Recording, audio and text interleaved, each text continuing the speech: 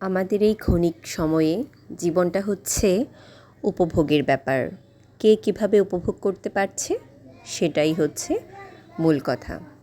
তো যার হাতে সময় আছে সে অবশ্যই সময় নিয়ে পুরোটা ভিডিও দেখবেন। আশা করি ভালো লাগবে আপনাদের। জীবন মানেই এক অদ্ভুত সমীকরণ, সুখ ও দুঃখের মিশ্রণ। কখনো হাসি, কখনো কান্না, কখনো প্রাপ্তি, কখনো বেদনা। কিন্তু একটা বিষয় চিরন্তন সত্য, এই দুনিয়ায় কেউ চিরকাল সুখে থাকে না, আবার কেউ চিরকাল দুঃখেও ডুবে থাকে না। জীবন এগিয়ে চলে তার নিজস্ব গতিতে, আর সেই গতির ছন্দেই আমরা শিখি, গড়ি ও তৈরি হই নতুন দিনের জন্য। যারা বড় হয়েছে তারা কাঁদতে কাঁদতেই শিখেছে। হাঁটতে ব্যর্থতা তাদের থামায়নি, বরং শিখিয়েছে নতুন করে চেষ্টা করতে। দুঃখ যখন চোখের জলে রূপ নেয়, তখন সেই জলেই গড়ে ওঠে শক্তির বীজ। তুমি যদি আজ হেরে যাও, তার মানে এই নয় যে তোমার যাত্রা শেষ, বরং এটি তোমার নতুন শুরু।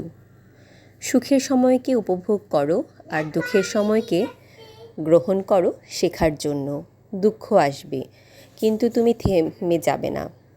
সুখ আসবে, কিন্তু তুমি আত্মতুষ্টিতে ভেঙে পড়বে না, বরং দুটোকেই সাথে নিয়ে এগিয়ে যাওয়ার নামই হলো জীবন।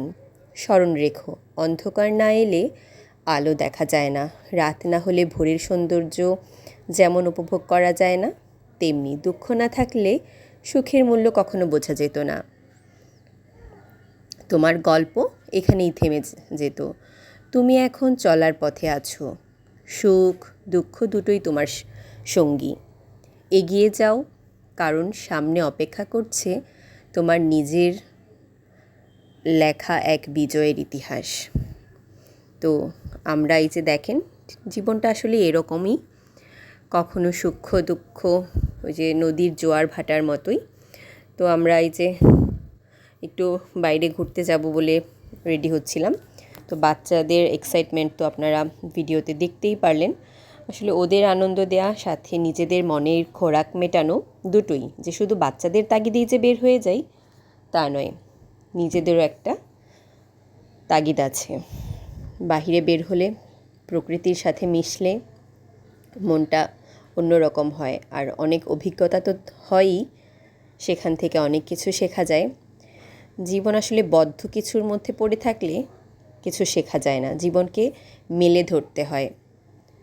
মেলে ধরতে পারলেই জীবন সুন্দর হয়। এই যে যেমন গাছ তার শাখা প্রশাখা মেলে ধরেছে, আর সেই সৌন্দর্য আমরা উপভোগ করছি। ধন্যবাদ সকলকে।